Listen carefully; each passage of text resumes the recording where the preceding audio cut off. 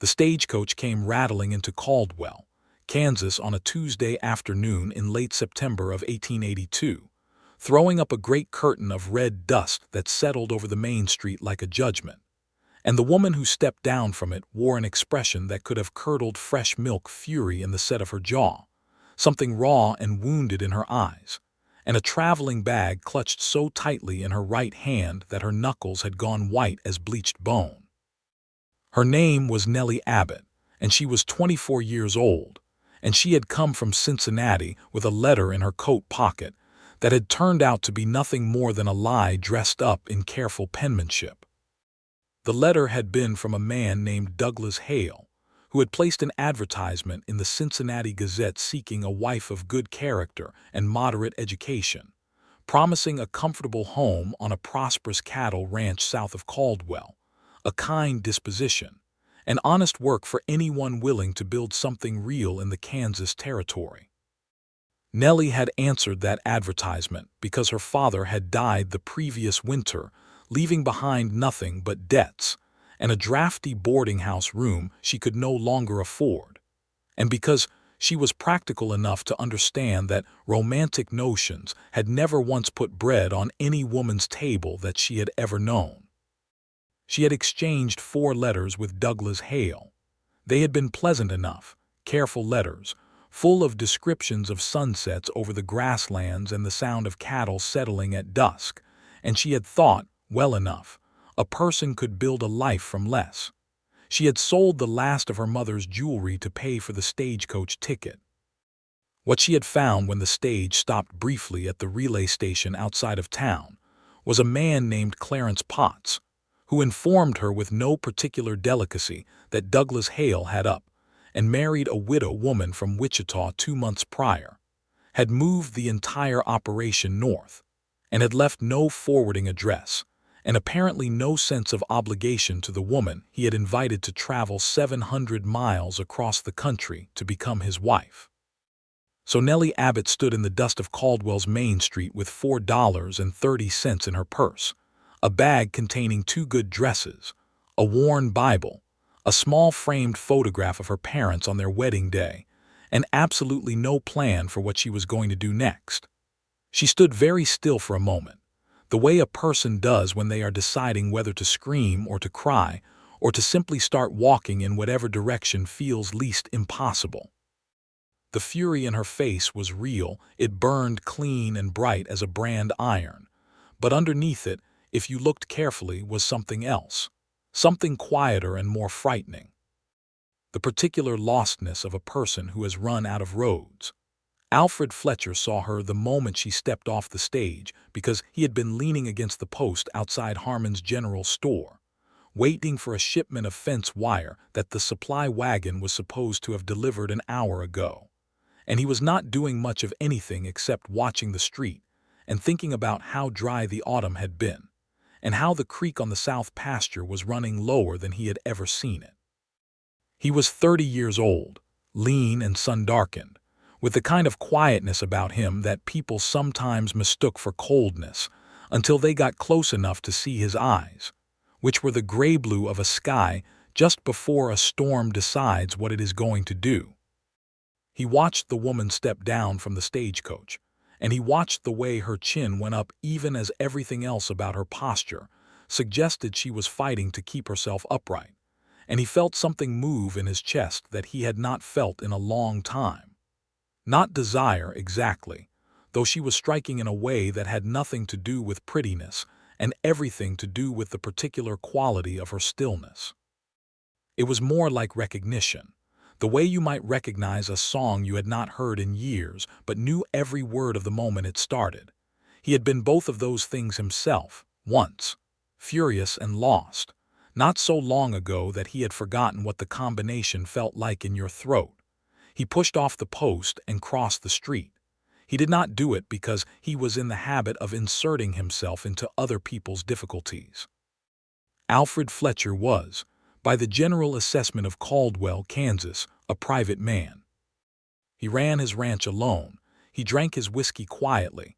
He attended church irregularly but without hostility, and he had precisely 3 people he considered friends, which was more than enough for a man of his temperament.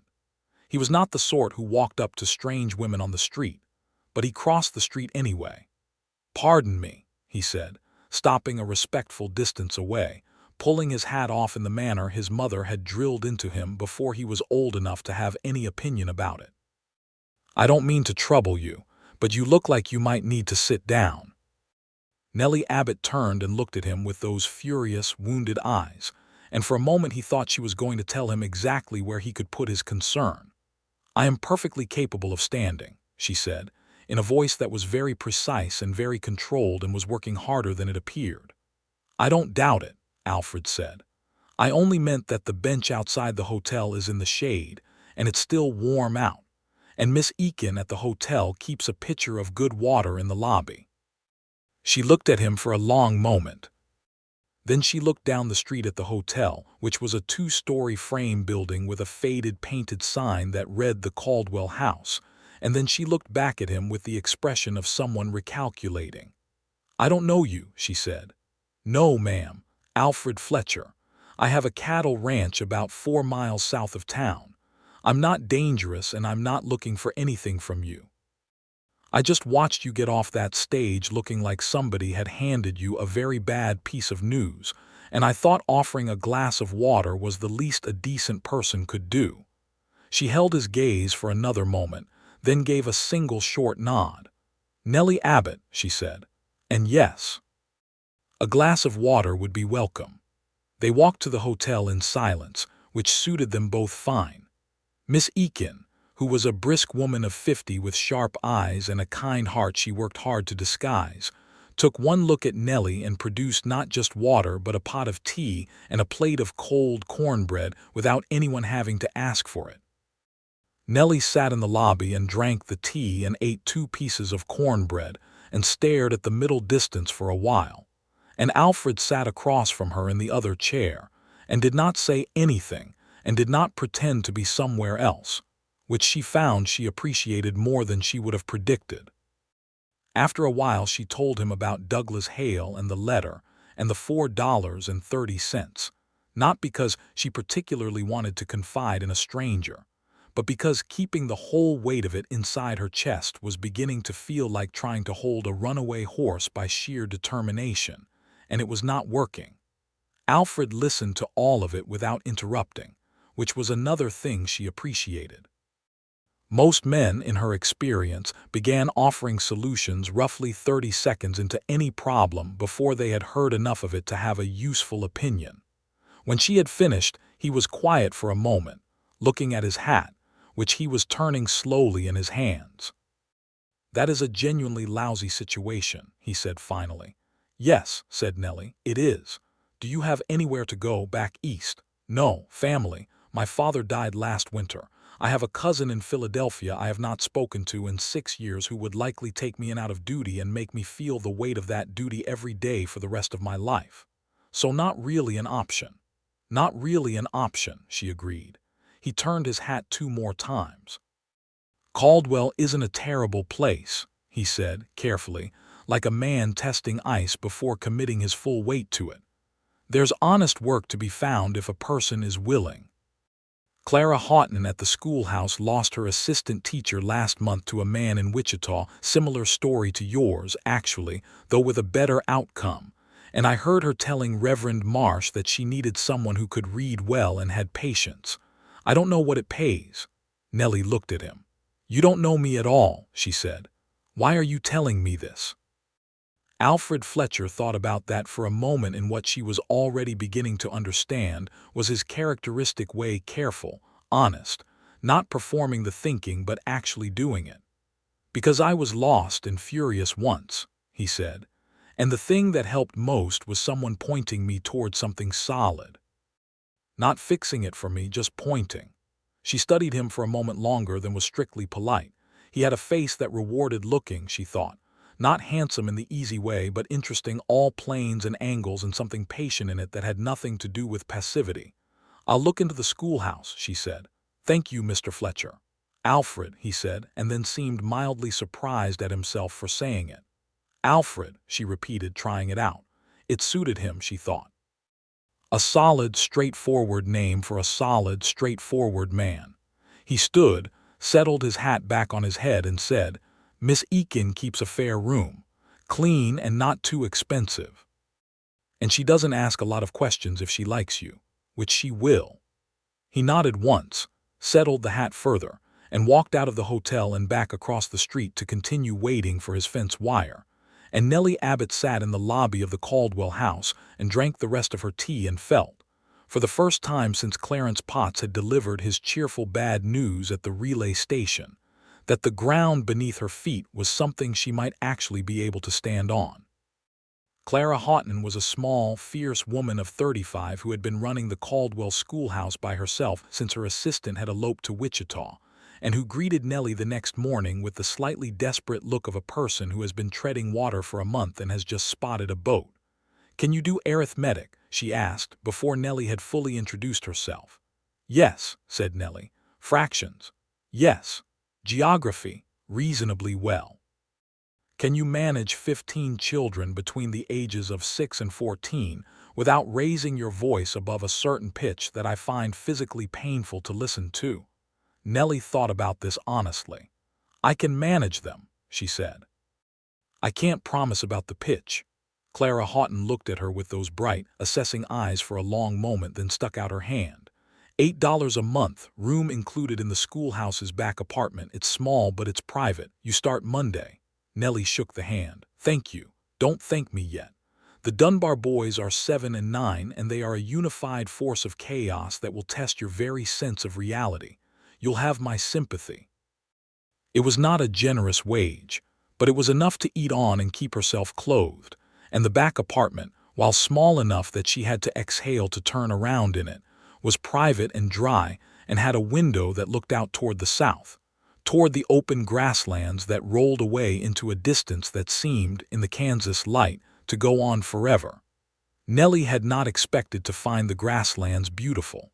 She had expected to find them bleak.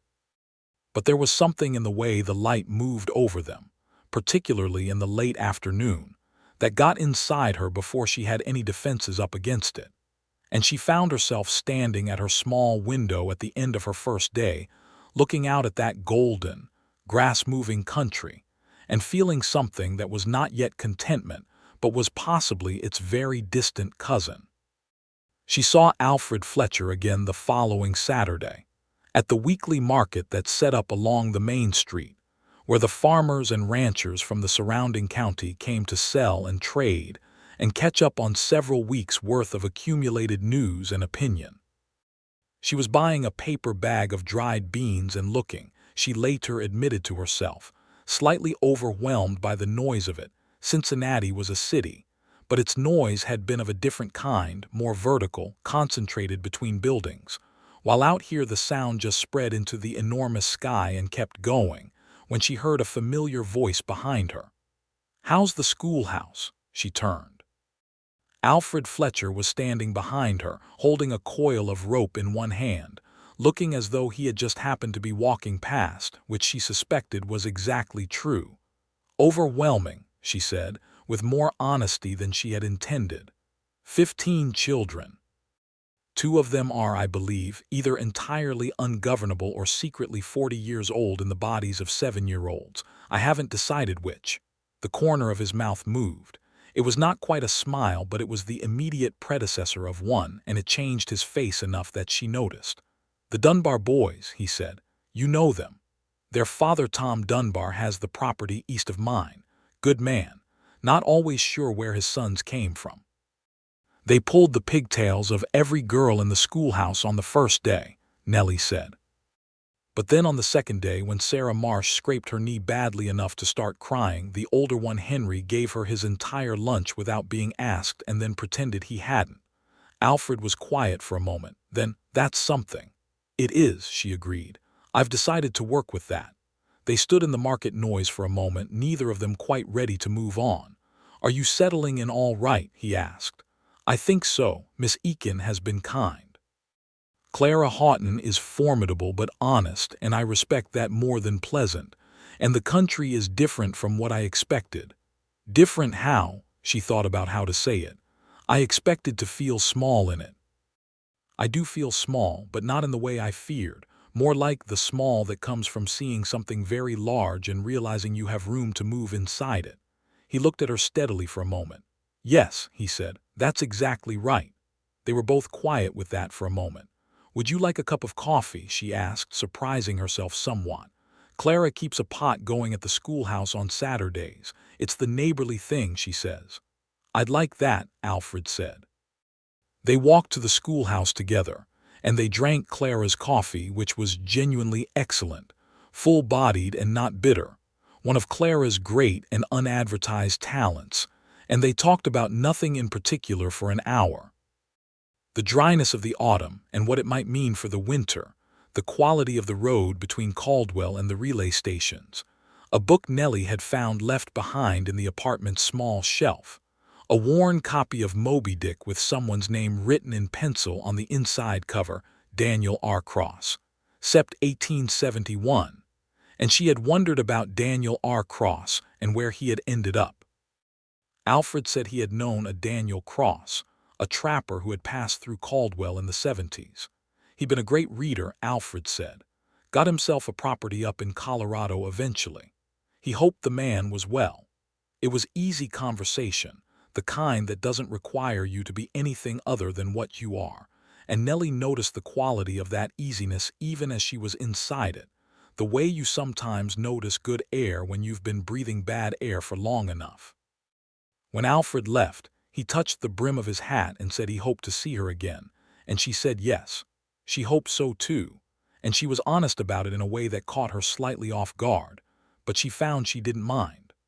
October came in crisp and golden, the grasslands turning the color of old brass.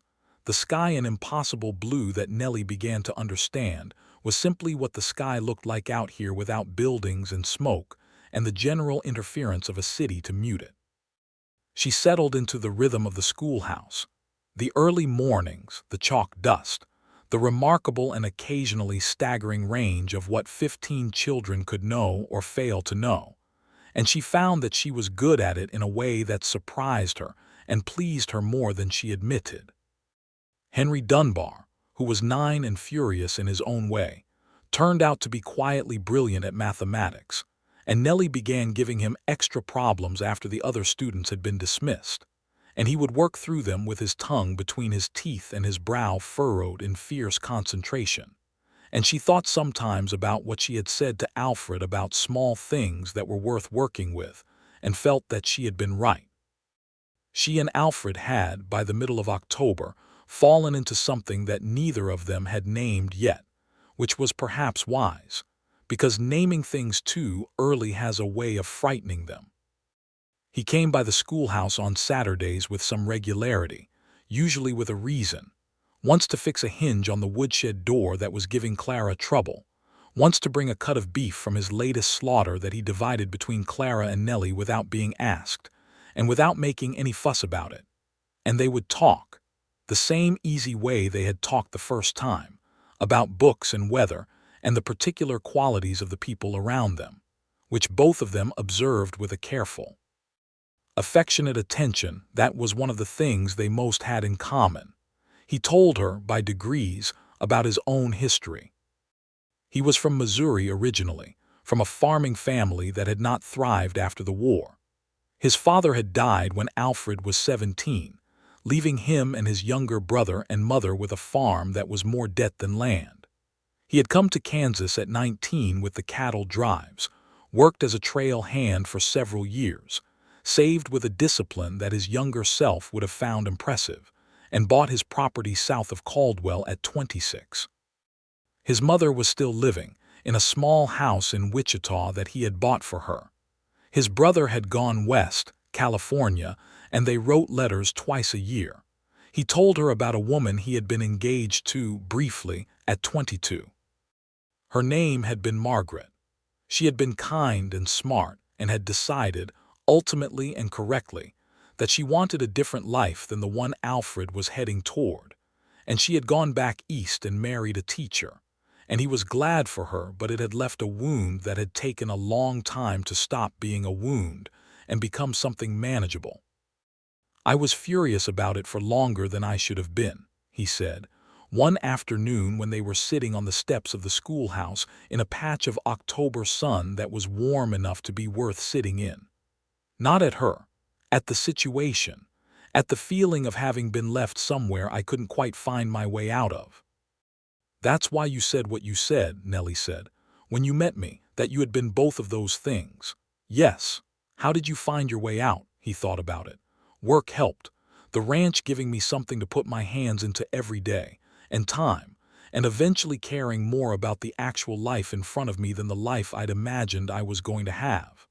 She sat with that for a while, feeling the truth of it. "I wasn't furious on the stage because of Douglas Hale," she said slowly, working it out as she spoke. "I mean, I was furious at him. But mostly I was furious at myself for having been practical enough to answer an advertisement and romantic enough to believe it would work out." "That's not a crime," Alfred said. "No, but it felt like one. Being hopeful never should." She looked at him. The afternoon light was in his face, and there was something open in his expression that she had not seen before, or perhaps she had seen it before and had not quite known what to call it. "No," she agreed. "It never should." That night she lay in her small apartment and looked at the ceiling and thought about Alfred Fletcher for a long time, in a way that was not analytical but warm and a little helpless. The way thinking about a person sometimes is when you have not given yourself permission to do it, but your mind has decided to do it anyway. She thought about his hands, which were a working man's hands, rough and capable, and the way he used them when he talked, not wildly. Not the theatrical gestures of a man performing his thoughts, but small, precise movements, like punctuation. She thought about the way he listened, which was one of the best things about him, the absolute quality of his attention.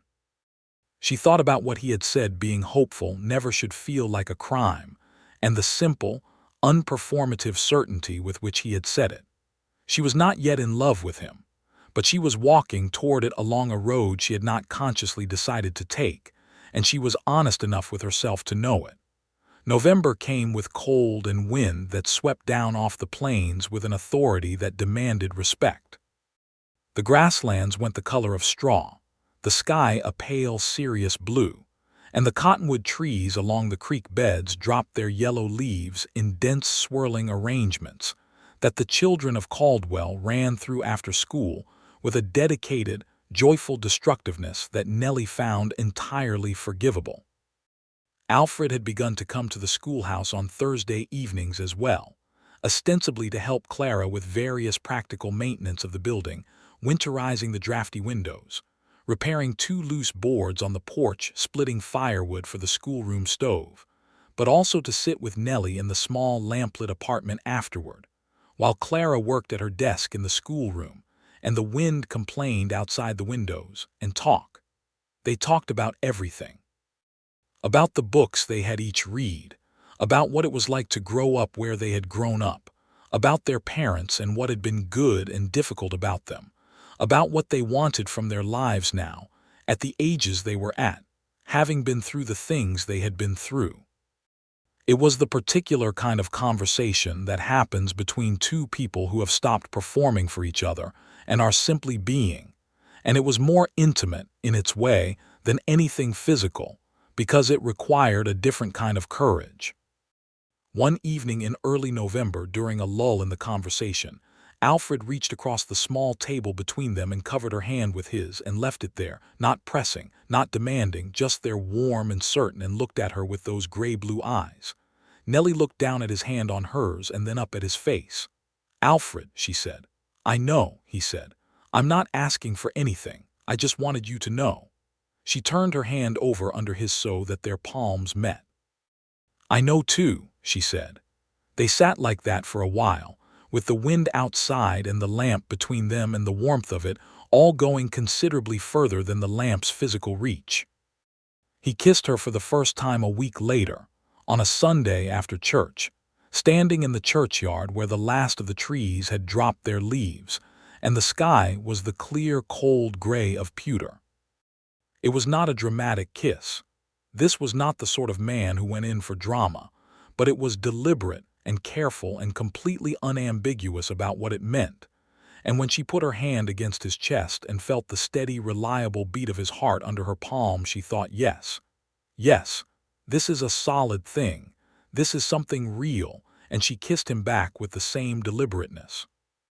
He walked her back to the schoolhouse afterward with her hand in the crook of his arm, and they talked the whole way about nothing that mattered and everything that did, and Clara Houghton, who saw them coming from her window, turned away with a small private smile and put the kettle on.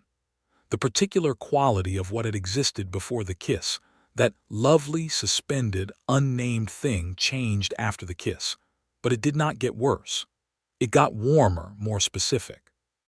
Like a fire that had been carefully banked and was now allowed to give its full heat. They were still easy with each other, still honest, still capable of silence without discomfort, but there was now an additional warmth in all of it that made even the simplest exchanges, a greeting on the street, a note left at the schoolhouse door, a cup of coffee shared on a cold morning, feel weighted with something good. She went out to his ranch for the first time in the second week of November, riding with him in his wagon on a Saturday morning when the sky was white and the grass was pale gold and the wind had paused for a day, as if reconsidering. The property was 4 miles south of town, as he had said, a modest spread of about 300 acres that he ran as a combination of cattle and some farming, a winter wheat field, a kitchen garden now dormant, a small apple orchard of 6 trees that he had planted himself 5 years ago and which bore fruit with what he described, with genuine pride, as remarkable consistency. The house was plain but well-made, a single-story frame building with a wide porch, 2 main rooms, and a kitchen that had been added on the back. It was clean and sparse in the way of a man who lived alone and did not want to be embarrassed by clutter but had not given a great deal of thought to comfort, and Nellie looked around it with the particular attention of a woman who is both genuinely interested and being entirely honest with herself about why. "It needs a rug," she said. He looked at the floor. "I know. And curtains. I was going to get to curtains." She turned and looked at him with a warmth in her eyes that she didn't try to hide. "It's a good house, Alfred. It's a work in progress," he said. "So am I," she said. "So are you. Most good things are." He showed her the apple orchard, which even in its winter dormancy had the spare, clean beauty of well-tended things, and the cattle, 60 head of mixed stock, well-conditioned and calm, and the barn, which was much tidier than the house in a way that told her something specific about his priorities that she found entirely charming. On the ride back into town that afternoon, with the white sky going pink at the edges as the sun came down, she tucked her hand inside his arm and leaned against his shoulder slightly, and he covered her hand with his and said nothing, and they rode in the good, easy silence that was its own kind of conversation.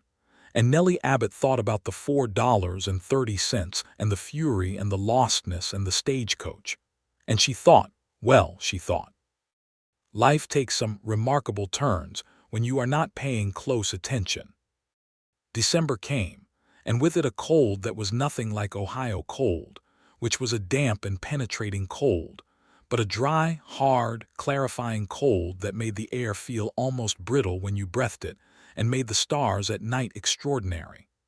Nellie had never seen stars the way she saw them now, out here on the open plains with no city glow to compete with them.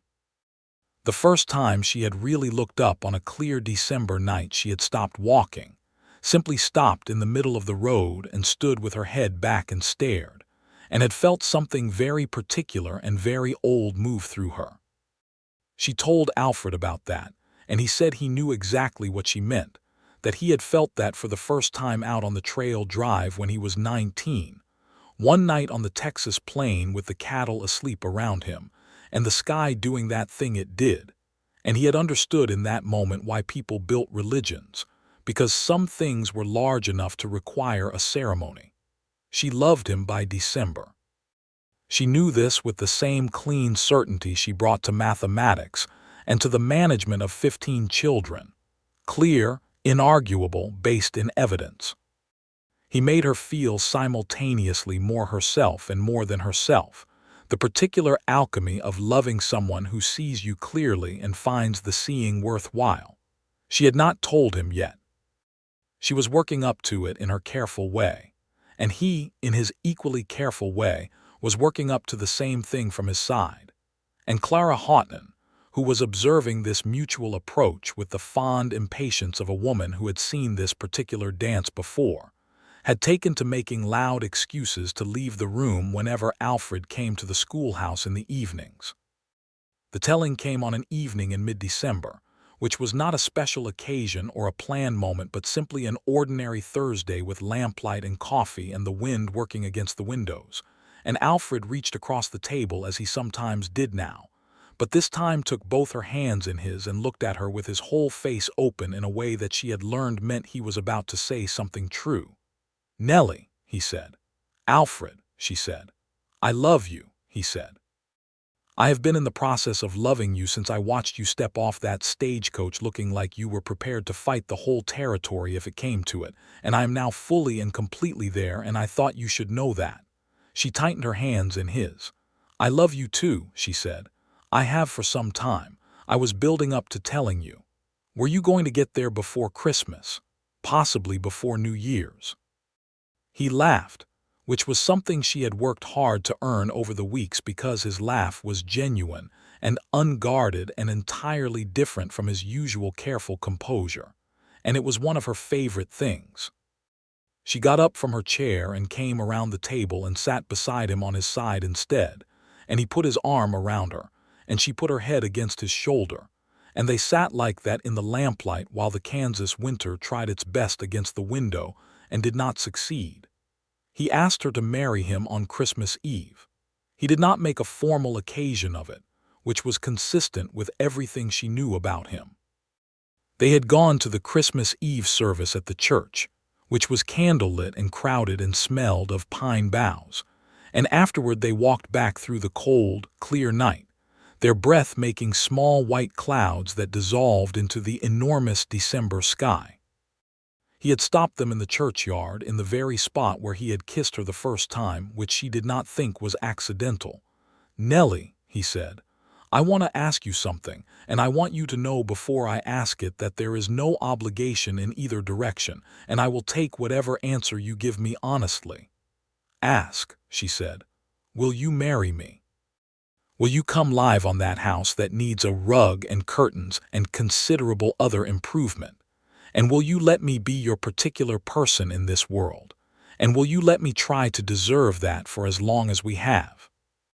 She looked at him for a long moment in the cold, clear, moonlit churchyard, with the church bells still fading into the distance and the stars doing their magnificent work overhead. "I came here looking for a practical arrangement," she said. "I want you to know that what I have found instead is something I would not trade for any practical arrangement that has ever existed. Is that a yes?" "Yes," she said. "That is very much a yes." He kissed her, there in the churchyard, with the kind of thoroughness that made the cold air irrelevant, and she held onto the front of his coat and kissed him back. And somewhere in the town a dog barked at something, and a door closed, and the cottonwood trees stood in their winter nakedness along the creek and did not care about any of it, which was fine, because Nellie and Alfred cared enough for everything. They were married in February of 1883, on a Saturday morning when the winter light was white and pure, and the church was full of people Nellie had not known 5 months ago and could not now imagine not knowing. Clara Houghton sat in the front row in her best dress and had the red-eyed expression of a woman who was very happy and was mildly annoyed at herself about it. Miss Eakin attended and brought a handkerchief with such deliberate foresight that she used it extensively and without apology. The Dunbar boys were there with their father, and Henry Dunbar, who was 9 and had been brought to heel over the previous months by a combination of Nellie's mathematical respect and Clara's brisk authority, stood very straight in his Sunday shirt and looked, Nellie thought, like a person trying his hardest to be worthy of the occasion. Alfred's mother, a small, bright-eyed woman named Alfred Fletcher, had made the journey from Wichita with remarkable speed upon receiving the letter Alfred had sent her, and had taken Nellie's hands in hers the night before the wedding and looked at her for a long, searching moment and said, "My son is a good man, but he has been carrying himself alone for too long, and I am glad someone worth the trouble has come along," which was as fine a recommendation as Nellie had ever received. The Reverend married them with the simple words that had been used in that church for 15 years, and when Alfred put the ring on her finger, a plain gold band that had belonged to his grandmother, which Ellen had pressed into his hand the previous evening with characteristic efficiency, and said that he did, his voice was steady and warm and entirely certain, and Nellie said that she did with the same certainty and the full, clear understanding of what she was committing to, which was not a comfortable life or a guaranteed life, but a real one, with this particular man, in this particular place, under these particular enormous stars. They went back to the ranch that afternoon, to a house that now had curtains.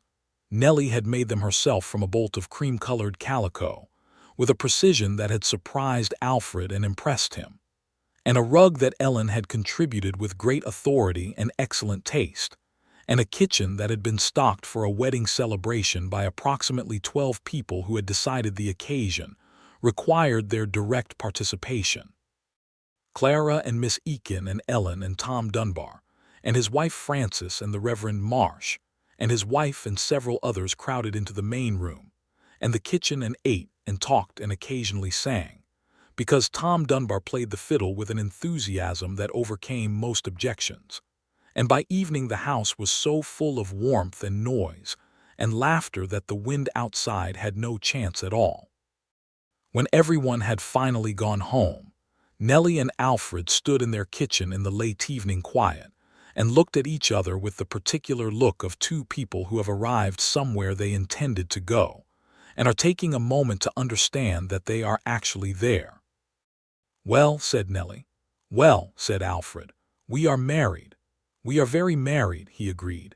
She laughed, and he put his arms around her there in the kitchen with the lamp burning low and the curtain she had made moving slightly in a draught from the window, and she put her arms around him and her cheek against his chest, and she could feel his heartbeat, steady and reliable, the same heartbeat she had felt under her palm in the churchyard that Sunday in November, and she thought, yes, this. Spring came to the Kansas grasslands with a thoroughness and an enthusiasm that Nellie, accustomed to the more tentative springs of Ohio, found entirely overwhelming in the best possible way. The creek on the south pasture that had been running low the previous autumn came back with force.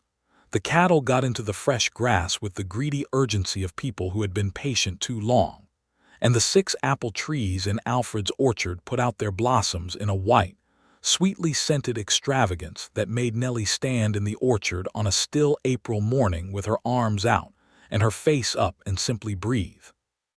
She continued at the schoolhouse through April, which had been her agreement with Clara, and she taught Henry Dunbar fractions and Sarah Marsh the names of the states and 15 children the beginning of what she hoped was a genuine and useful relationship with the written word.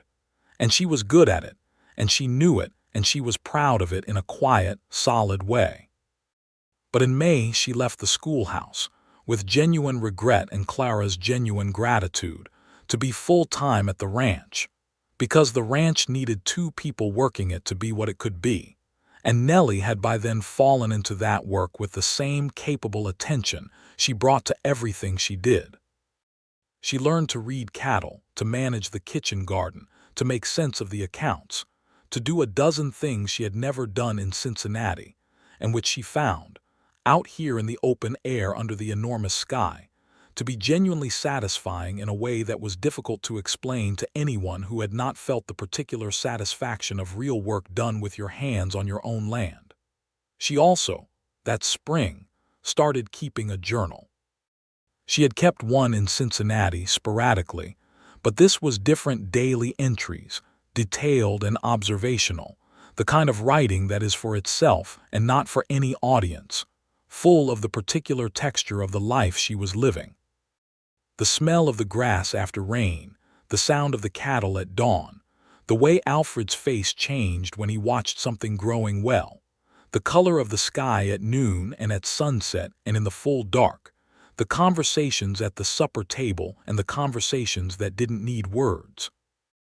Alfred found her writing in it one evening and came and read over her shoulder without asking permission, which she knew was technically presumptuous and found entirely charming because he had simply forgotten to pretend to hesitate. "This is very good," he said after a while. "It's just a journal," she said.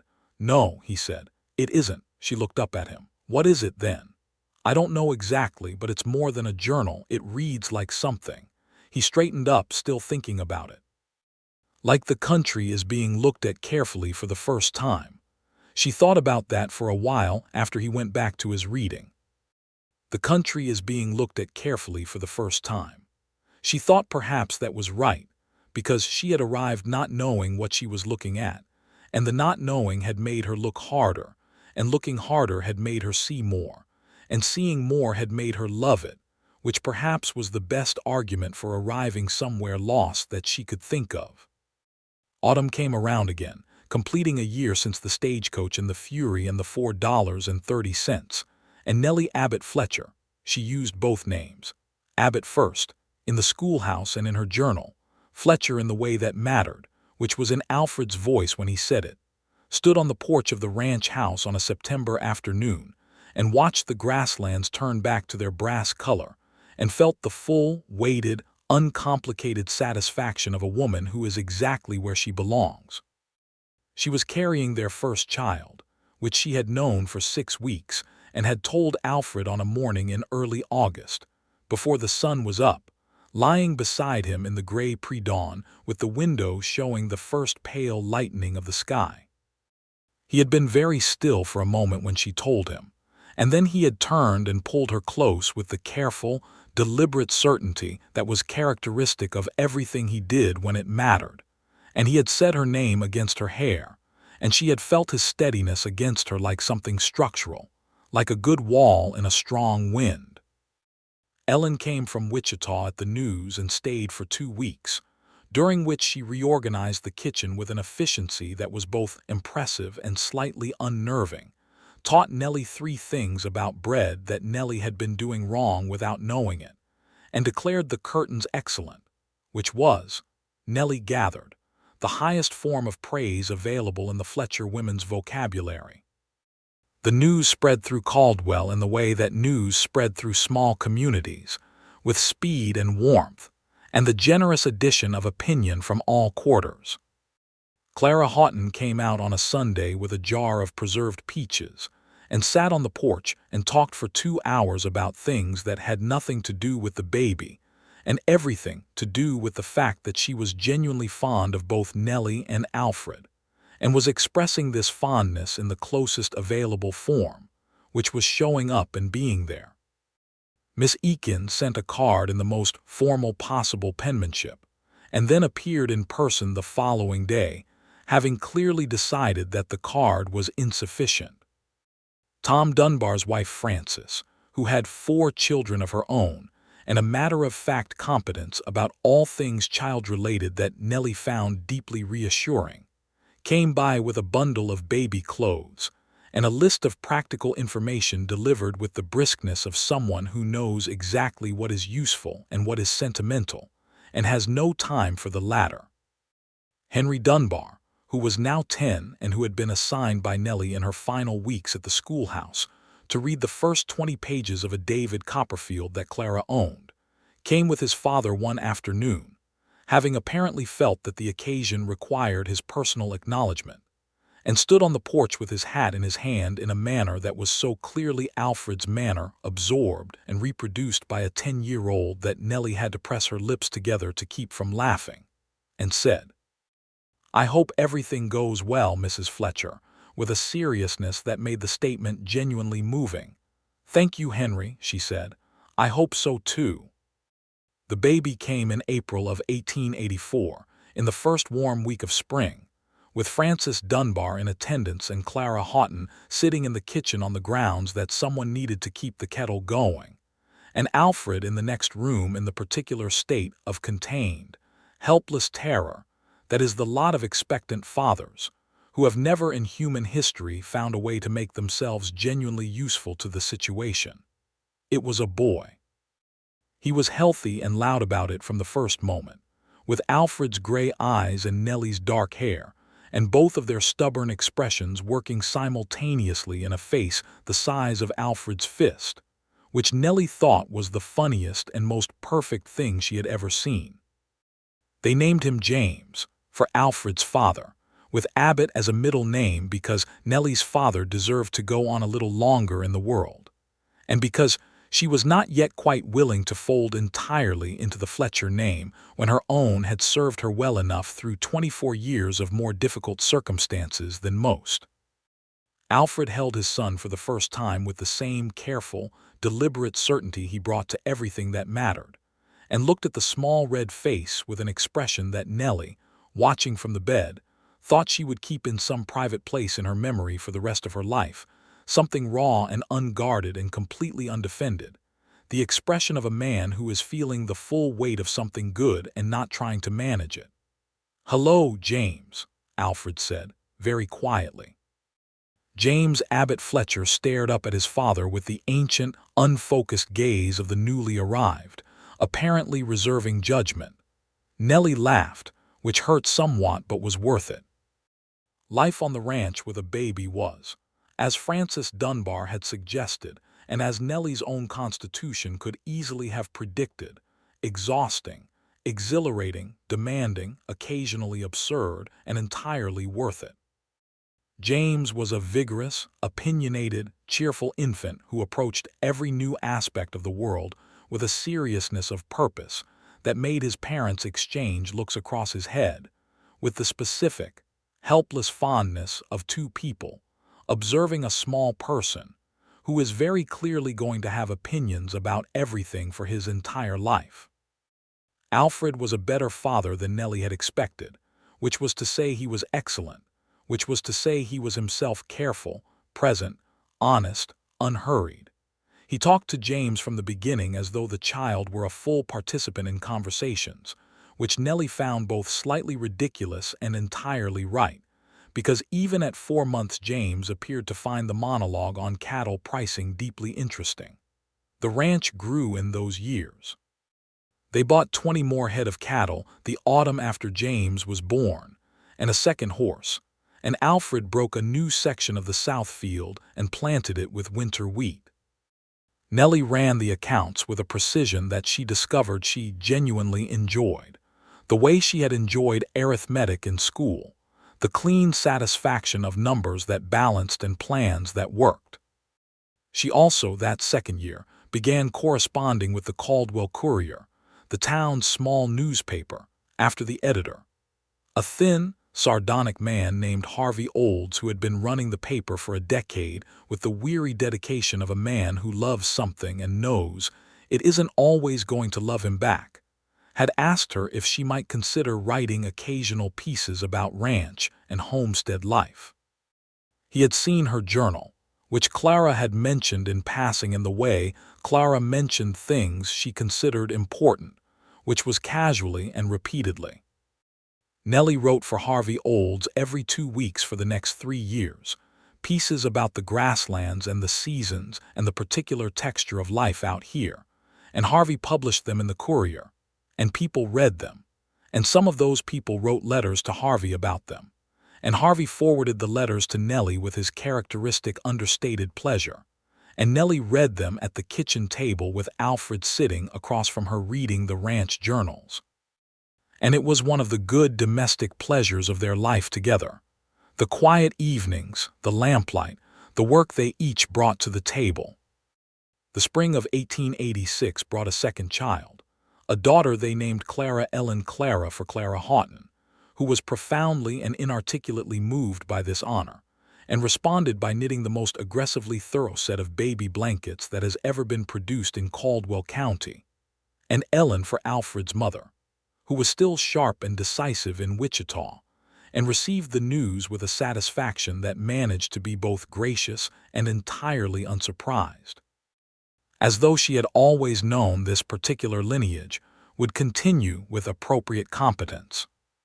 Clara Ellen was smaller than James had been, and quieter and more watchful, with a way of looking at things that made you feel she was filing information for later use, which Alfred said was terrifying in a person of 3 months old, and Nellie said was the most wonderful thing she had ever seen, which they both agreed meant they were simply observing the same quality from different angles. James, who was 2, received his sister with the grave, proprietary attention of a small person who has been informed that something significant is happening and is determined to have an opinion about it. His initial assessment, delivered from alongside the bed where Nellie was sitting with Clara Ellen in her arms, in the tone of someone issuing an official verdict, was small. Yes, Nellie agreed. James considered this further, then reached out one careful finger and touched Clara Ellen's hand, and Clara Ellen, with the randomness of infants, closed her fist around it, and James looked up at his mother with an expression of enormous and slightly overwhelmed delight that Nellie kept in the same private place in her memory with the look on Alfred's face the first time he had held his son. Clara Houghton came out to the ranch more regularly now than she had in the early years, not because she had more time, but because she had decided to make time, because she was, as she had told Nellie on one of these visits with the directness that was her most characteristic quality, quite fond of all 4 of them, and intended to continue demonstrating this fondness for as long as she was physically capable of making the 4-mile drive. "You were the best assistant teacher I ever had," she said, on this same visit, sitting on the porch with a cup of coffee while the September light moved over the grasslands. "I was the only assistant teacher you had since the last one left," Nellie said. "I said what I said," Clara replied, with dignity. Miss Eakin had retired from the hotel in 1885 and had taken a room with her niece in town, and she came to the ranch once a month for Sunday dinner with the promptness and reliability of a woman who knows she is welcome and intends to remain so. She was good with the children in a way that was more natural than she would have admitted, and James adored her with the wholesale enthusiasm of small children for people who pay them genuine, consistent attention, and she adored him back in a way that softened her brisk manner every time he appeared with his serious face and his opinions. Alfred's brother came from California in the summer of 1886, the first time Nellie had met him. A man named Robert who had Alfred's height and jaw but a different quality to him, more restless and outward-facing, the kind of man who finds his best self in motion. He stayed for 3 weeks and spent most of it learning the ranch from the ground up with a focused interest that Alfred watched with fond amusement, and he played with James and made James laugh with the ease of an uncle who has no daily responsibility for the child, and can therefore be entirely entertaining without worrying about consequences. On his last evening, Robert sat with Alfred and Nellie on the porch in the late summer night and said, with the honesty of a man who has known his brother a long time, "I have never seen you like this." Alfred looked at him. "Like what?"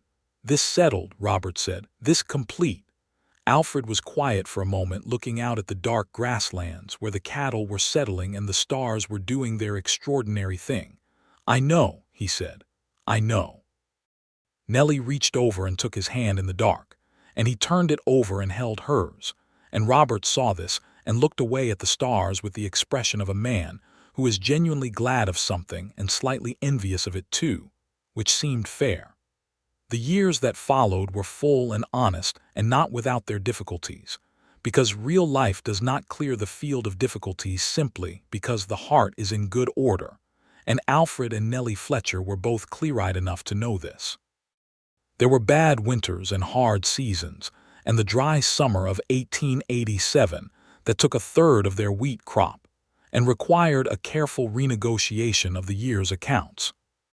There was a moment in the spring of 1888 when Alfred's horse went down in a ravine, and Alfred came back to the house with a broken wrist and blood on his shirt, and Nellie's heart had done something in her chest that she could only describe as reorganizing itself around the terror, and she had held herself together through the setting of the wrist and the cleaning of the cuts and the arrangements with the ranch hand they had taken on by then.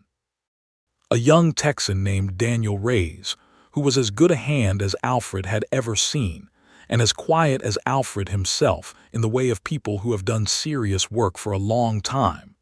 And then she had gone out to the porch by herself and sat in the late afternoon light and felt the full force of what it meant to have something you could not afford to lose. Alfred came out after her and sat beside her and put his good arm around her and said nothing, because he understood what she was feeling and he knew she would tell him when she was ready, and in the meantime the arm was what mattered. "I was very frightened," she said finally. "I know, I was too. You're frightened a lot less than I am." "No," he said. "I'm frightened exactly as much. I'm just slower about showing it." She looked at him. "That is only a small comfort." "I know," he pressed his lips to her temple. "I'm sorry I frightened you. Don't be sorry for that. Just continue to exist." "That's my plan," he said, and the particular wry quietness of it made her exhale all the remaining terror. A third child came in 1889, another boy, who they named William for no more complicated reason than that it was a good name, and they had always liked it. And he was from the beginning the sunniest-natured of their children, a wide-eyed, cheerful boy who appeared to have decided that the world was an interesting place, and intended to find out everything about it at the earliest possible opportunity, which manifested first as a tendency to eat things that were not food and later as a tendency to dismantle things to see how they worked, and later still as a genuine and impressive aptitude for understanding mechanical things that made Daniel Reyes, who had some experience with the new farm machinery coming up from Texas and Oklahoma, take an approving interest in the boy. James Abbott Fletcher turned 6 in 1890 and began his education at the Caldwell schoolhouse under Clara Houghton, who received him with the particular complex affection of a woman who has known a child's parents very well and is now watching the child arrive as a distinct person, and found him to be, as she told Nellie with satisfaction, excellent at arithmetic, acceptable at reading, and constitutionally incapable of sitting still for more than 12 minutes, which, Clara said, was entirely his father's fault. "Alfred sits still beautifully," Nellie said. "He sits still on the outside," Clara said, with some precision. "He has always been moving on the inside." This was so accurate that Nellie laughed and acknowledged it, and Clara looked quietly pleased with herself, as Clara did when she had been accurately observational about people she knew well. The town of Caldwell grew in those years, as the Kansas territory continued its own particular, becoming more houses, a new church, a second general store, a telegraph office that arrived in 1888 with the ceremony and excitement of a town that understands exactly how much it changes things, because it does change things, the way all genuine connections change things. The cattle drives north from Texas had been the great economic engine of the early years, but the drives were slowing now as the railroad spread, and Caldwell was adjusting to this as communities adjust to the changing of the thing that sustained them, with some resistance, some innovation, and the general, stubborn adaptability of people who have built something in a difficult place and are not inclined to stop now. Alfred Fletcher adjusted by diversifying. The cattle remained but were a smaller part of the operation. The wheat grew. The kitchen garden became a proper farming garden. And there was, beginning in 1890, a small operation in apple cider from the orchard that had now grown to 15 trees, 9 of Alfred's original planting, and 6 more that Nellie had added over the years, and which produced, in a good year, enough apples for cider and preserves and fresh eating, and still left some to give to Clara and Miss Eakin and Frances Dunbar, who made a yearly apple cake that was one of the established landmarks of the Caldwell autumn. Nellie's writing had grown, too, in the years since the Courier pieces. Harvey Olds had passed her work to a contact in Wichita, who had passed it further, and she had in 1889 had several pieces published in a Wichita magazine, and in 1890 a longer essay about the grasslands and what it meant to arrive in a place as a stranger and find it becoming the truest home you had ever had, which had been published in a Kansas City publication and had generated a reader's letter that called it the most honest piece of writing about the frontier they had printed in 5 years, which Harvey told her about in person, in his own understated way, by putting the letter on her kitchen table and leaving it there without comment, which was the Harvey Olds equivalent of a standing ovation. Alfred had read the essay before she submitted it, as he read everything she wrote, with the same complete attention he brought to all things he considered worth his time, and had said simply, "This is true," which was the highest thing he could say about writing, and she had known it and been glad of it.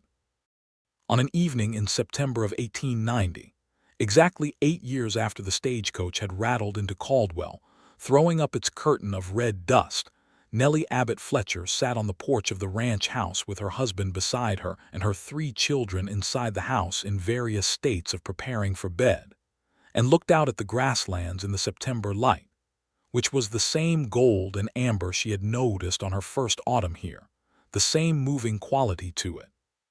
The way it found the top of every grass stem and made it particular. The orchard to the west was heavy with apples, this being a good year, and the smell of them was in the air, that sweet, particular smell of ripe fruit in warm evening air that Nellie had, over the years, come to associate with everything she meant when she said home. Inside the house, James was arguing with Clara Ellen about something with the forceful conviction of a 6-year-old and the responding immovability of a 4-year-old. And William, who was 1 year old, was making his views on bedtime known in the clear, unambiguous way of 1-year-olds everywhere. And Daniel Reyes was bringing in the last of the cattle for the evening, his silhouette moving at the edge of the property with the easy capability of a man entirely at home in the work. Alfred was reading a letter from his mother, who was still in Wichita and still sharp and opinionated, and had recently been writing with increasing frequency and detail about whether she might consider moving to Caldwell, a question which Alfred and Nellie had discussed at some length and had decided to answer with a direct and enthusiastic yes, and which Ellen Fletcher was apparently approaching with the careful deliberateness of a woman who wants to be completely certain before she makes a move she intends to commit to, which was, Nellie said, entirely characteristic.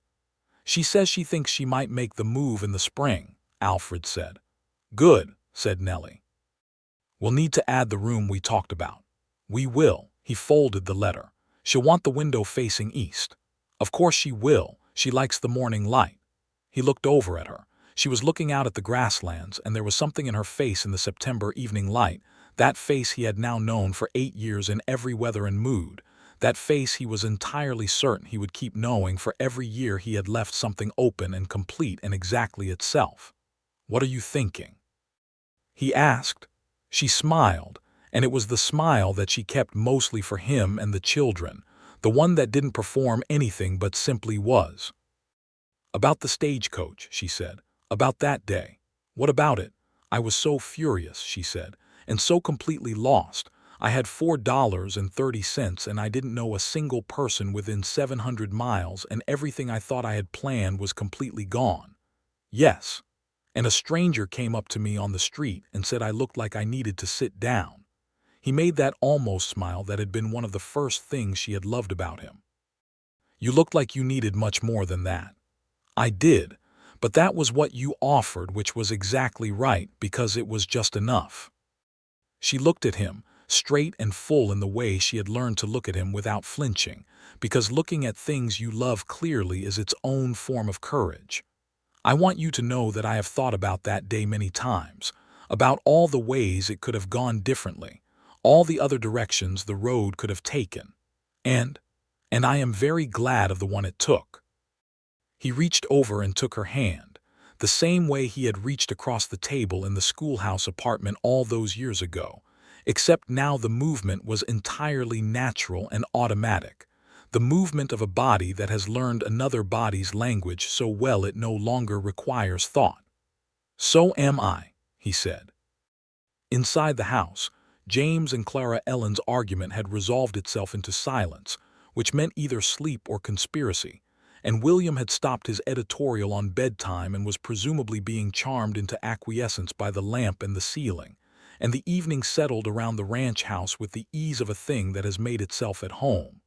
"I've been thinking," Nellie said after a while, "about about the grasslands. Harvey has asked if I would consider expanding it. Making it longer, more complete.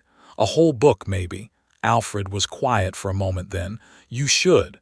It would take a significant amount of time. Things worth doing usually do. I'd need to be difficult about the hours sometimes, protective of the mornings. Nellie," he turned to look at her, "write the book." She looked back at him, feeling the full warmth of him, this man who had been lost and furious once and had found his way to something solid and had, with a straightforwardness that was still one of her favorite things about him, offered to share that something solid with her from the very beginning. "All right," she said. "I'll write the book."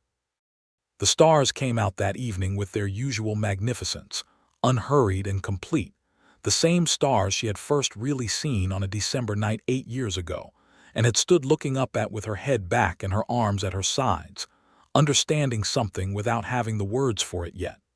She had the words for it now. She had been finding words for it for years, in the journal and the courier pieces and the Wichita essays, the patient work of making language equal to something large. What she had been trying to say, she thought, looking up at those stars while Alfred sat beside her and held her hand, and the apple trees held their ripe fruit in the dark in James, and Clara Ellen and William Fletcher slept inside the house they had all made together, was this: that arriving somewhere lost is not the same as being abandoned there. That fury, in a woman who has reason for it, is not a flaw but a form of aliveness. That the right stranger, in the right moment, saying the right ordinary thing, "You look like you need to sit down," can redirect the entire current of a life, and that this is not luck but something older and more deliberate than luck, something that requires only that the person receiving it be present enough and honest enough to let it work. And that home is not a place you come from but a place you arrive at, if you are willing to stay once you get there, and to look at it every morning with the attention it deserves. She looked out at the grasslands one more time before the night came fully down, that gold and moving country, those impossible stars, the smell of apples in the warm air. She was exactly where she was supposed to be. She had been both things, too furious and lost, and they had brought her here, and here was more than enough. In the years that followed, the ranch continued to grow and deepen in the way that things grow when tended carefully. Ellen Fletcher did make her move to Caldwell in the spring of 1891, and the room they added to the east side of the house was finished in time to receive her, and she settled into ranch life with the brisk efficiency of a woman who is not adjusting to something new but returning to something familiar, having grown up on farming land in Missouri and found city life in Wichita pleasant enough, but never quite what she was built for. She was a force in the household. Ellen was, in the way of strong-willed women who also know exactly when to step back, which is a rarer combination than it sounds. She and Nellie had, from the start, a relationship of mutual respect built on clear-eyed recognition of each other's qualities. And if there were moments of friction, there were, because two capable women in one house will always negotiate the boundaries of their respective domains, and both of them were too honest to pretend otherwise. These moments were addressed directly and without lingering, which was the best possible way to handle them, and the only way either woman would have been satisfied to handle them. James Fletcher was a serious, industrious boy who grew up with the grasslands in him, the way that things grown into children become structural, inseparable from what they are. He had his father's thoughtfulness and his mother's precision, and by the time he was 10 he was keeping his own small journal, a fact that Nellie discovered when she found it tucked behind the stack of schoolbooks on his shelf and which she reported to Alfred that evening with a warmth in her voice that he recognized immediately. "Does he know you found it?" Alfred asked. "I put it back exactly where it was," she said. "He doesn't need to know." And, she said, he writes the way I wrote when I was young. Careful and specific, and trying very hard to say the exact thing and not the approximate thing. Alfred looked at her for a moment. So he's yours. He is very much ours, she said. But that particular quality is mine. Clara Ellen grew up bright and willful and mathematically gifted in a way that made Henry Dunbar, who was now a young man of 16, and working on his father's property with a seriousness that had replaced the chaos of his childhood, look at her across the schoolhouse arithmetic problems with the expression of someone encountering unexpected competition. Clara Houghton observed this with the satisfaction of a teacher who has lived long enough to see the things she started arrive at their natural conclusions, and she encouraged Clara Ellen's mathematics with the focused attention she brought to all genuine aptitude. William, who was the youngest and the sunniest, grew up to be the one who could fix anything. By the time he was 7, he had disassembled and successfully reassembled a clock, a water pump mechanism, and one of the plow attachments in a way that Daniel Ray's, observing with the studied neutrality of a man trying not to show how impressed he was, confirmed, was not only successful but slightly improved. This was a source of enormous satisfaction to William and moderate alarm to everyone else on the property. Daniel Ray's himself had, over the years, become something closer to family than employee, which was a natural progression in the way of things on working ranches, where proximity and shared labor have a way of dissolving the lines between categories. He was from San Antonio, had come up to Kansas at 19 with nothing but his skills and a good horse, and he had a history that included its share of difficulty. The particular difficulties that faced a Mexican man in Kansas in the 1880s were real and constant, and Alfred and Nellie were clear-eyed enough to acknowledge this, and to run their property in a way that made clear that Daniel Ray's was valued there, which was a minimum, not a point of pride, but at least it was consistently true. He was a quiet, self-contained man in the way of Alfred, and the two of them had over the years developed the wordless efficiency of people who have worked alongside each other long enough to anticipate each other's thinking, and Nellie had more than once watched the two of them operate across a piece of complicated ranch work with almost no communication, and found it both efficient and slightly mysterious.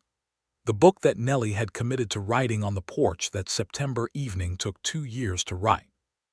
She wrote it in the mornings, as she had said she would need to, in the kitchen before the house woke up, with the pre-dawn quiet and the first birds and the particular quality of early light that she had, by this point, known for years and loved specifically.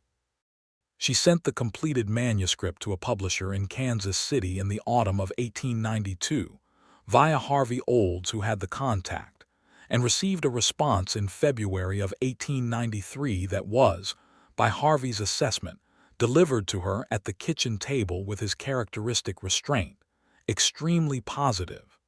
The book was published in the fall of 1893. It was called The Arriving, which was the title she had had for it from the beginning, and it was a book about the grasslands and the light and the specific quality of arriving somewhere as a stranger, and what it takes to become indigenous to a place you were not born in. It did not make her famous, which she had not expected and would not have known what to do with, but it found its readers in the way that honest books do steadily, by recommendation, person to person, the way all genuine things travel. Harvey Olds sold out of his copies in 3 days and ordered more, and letters came, some of them forwarded through the publisher, from readers in Kansas and Missouri, and even, eventually, further east, who said the book had told them something true.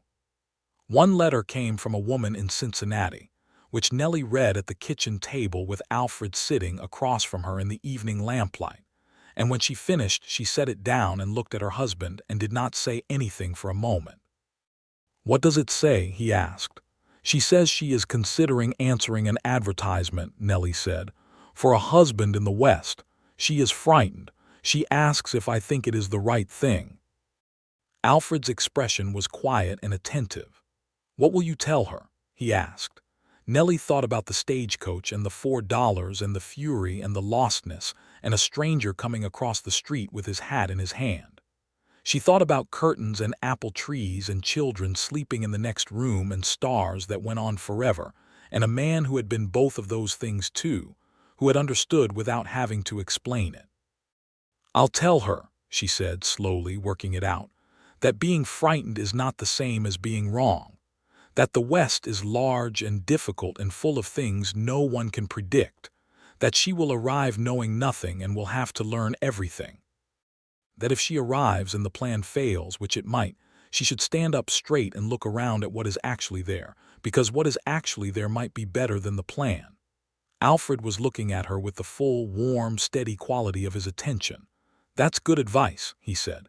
"It's true advice," she said. "That's better." He reached across the table and covered her hand with his. Outside, the autumn had come again to the Kansas grasslands, turning them brass and gold in the long evening light. The apple trees were heavy, and the creek on the south pasture was running well this year. A good sound. And James was doing his schoolwork at the kitchen table 2 seats down.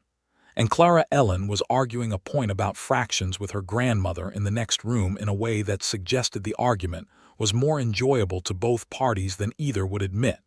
And William was asleep with the uncomplicated thoroughness of a 7-year-old who has used every minute of the day to its fullest capacity. Alfred Fletcher looked at his wife across the table in the lamplight, this woman who had arrived on a September stagecoach looking furious and lost, and who had turned out to be the most specific and necessary person he had ever known. "Nellie," he said. She looked at him. 24 years old she had been on that stagecoach. She was 36 now, and the woman she was at 36 was built on everything that had happened between then and now, and she would not have traded a single piece of it. Not the fury, not the lostness, not the $4.30, not the stranger with the hat and the word about the water, because all of it had brought her here. "I know," she said. And she did.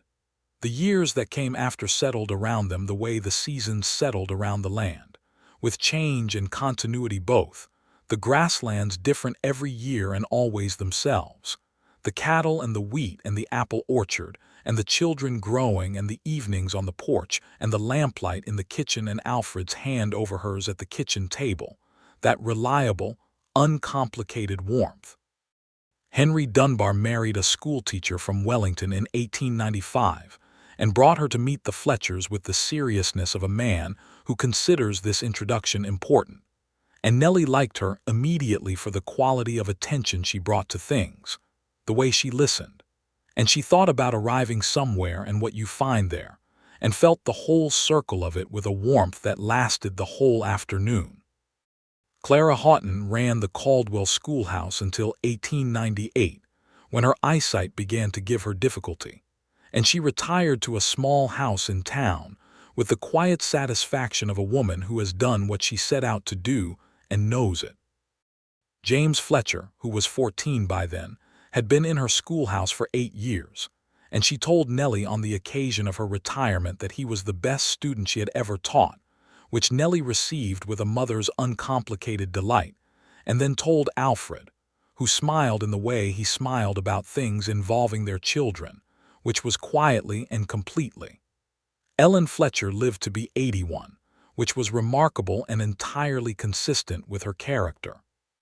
She spent her last years in her east-facing room watching the morning light come across the grasslands, and she had opinions about everything up until the end, which was the way she would have wanted it. And she died on a May morning in 1902 with the spring in the air and her family around her. And Alfred grieved for her in the quiet, thorough way he did everything, and Nellie sat with him through it in the same way he had once sat with her in the hotel lobby, simply present. Not trying to fix what could not be fixed, which was the only thing that actually helped. Nellie Abbott Fletcher's second book came out in 1899. It was about the people she had known in those years, not named exactly, but present, rendered with the careful, affectionate specificity of a writer who has paid real attention to real people.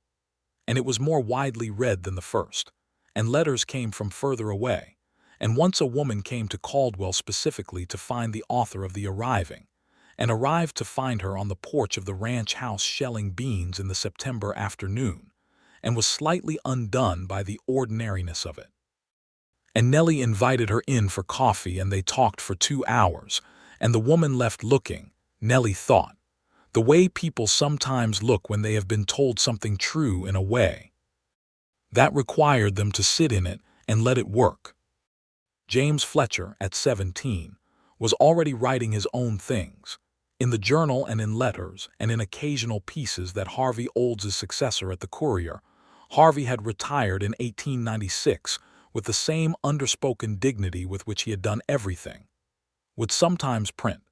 And Nellie watched this with the specific pride of a parent who recognizes something genuine in their child, the thing that is not imitation but lineage, the natural continuation of a way of seeing. Clara Ellen, at 15, had been identified by her teachers as exceptionally gifted in mathematics and science, which in 1901 meant something both more and less than it would come to mean, the limitations being what they were for women. But Nellie had raised a daughter with enough of her own stubbornness in her that the limitations were being approached as problems to be solved rather than facts to be accepted. And Clara Ellen Fletcher approached them with the focused, slightly terrifying efficiency of her grandmother Ellen, which was, Nellie told Alfred with feeling, both magnificent and occasionally overwhelming to parent. William, at 12, had graduated from fixing farm equipment to having actual ideas about improving it, and Daniel Reyes, who was now as settled on the Fletcher property as the apple orchard itself, was teaching him everything he knew about the machinery coming out of the East, the new steam-powered things, and William absorbed it all with the cheerful, focused appetite of a person who has found the thing they were built for. On a September evening in 1901, Nellie and Alfred sat on the porch again, as they had so many September evenings, watching the grasslands go gold in the long light. The children were older now, inside and busy in their own ways, and the house was full in the particular way of a house that has been inhabited by real life for years, the density of accumulated living, the marks and memories and the ongoing present all existing at the same time. Alfred was 50 years old. He wore it well, in the way of men who have always lived close to physical work and the outdoor world, the gray coming into his hair at the temples and the lines deepening at the corners of his eyes, which were still the same gray-blue that she had noticed on the very first day, the sky deciding what it was going to do. She was 43. She had worn her own years with the same equanimity she had brought to everything that had required equanimity, which was to say she had had her feelings about it and then gotten on with things, which was her way. 19 years, she said. Since the stagecoach, he said, without having to ask. 19 years. He was quiet for a moment, doing the arithmetic in the way of people who like numbers, not mentally calculating so much as feeling the weight of the figure. Are you going to tell me it was worth it? He said with that dry, quiet warmth. I was going to tell you it was more than worth it, she said, but that seems inadequate. It does. I was going to say, she tried again, that I could not have imagined this, any specific part of it.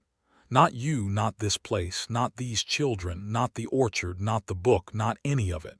And I don't mean that the way people sometimes mean it, as a way of saying it's all unexpected. I mean it as the life that is actually your life is always larger and more specific than anything you could have planned. And if you arrived here by accident, by disaster, by the failure of someone else's plan, then the accident was the best thing that ever happened, Alfred said. She looked at him. Yes. He reached over and took her hand, and they sat like that in the evening, with the grasslands turning their September color and the apple trees in the orchard to the west, 15 strong now and heavy with fruit, and the stars beginning to show at the edge of the darkening sky, those extraordinary stars, and the sound of their 3 children moving in the house behind them, and the whole long, particular, beautiful life spread out behind them, and still, in the best possible way, ahead. She had arrived on that stagecoach furious and lost, And he had been both of those things too, and the combination of their former losses had made something solid and enduring and full. And she would put it all in the book she was planning, the third one, which was going to be about 19 years and what you build when you stay. She would start it in the morning in the early quiet, when the pre-dawn light was coming gray over the grasslands and the first birds were starting and the coffee was hot and the kitchen was hers before anyone else had come into it. She would find the words for it. She always did. Alfred squeezed her hand. She squeezed back. The stars came fully out overhead, bright and steady, and going on forever in every direction. The same stars that had stopped her in a road 20 years ago and required her to stand still and understand something. And she understood it now, fully, in a way she had not had then. This was it. This was what it was all for. Not the plans that worked out but the ones that didn't. Not the life she had imagined but the one that had actually arrived. The furious, hopeful, practical, tender, enormous real thing. She was exactly where she was supposed to be. She always had been, she thought. She just had not known it until she got here.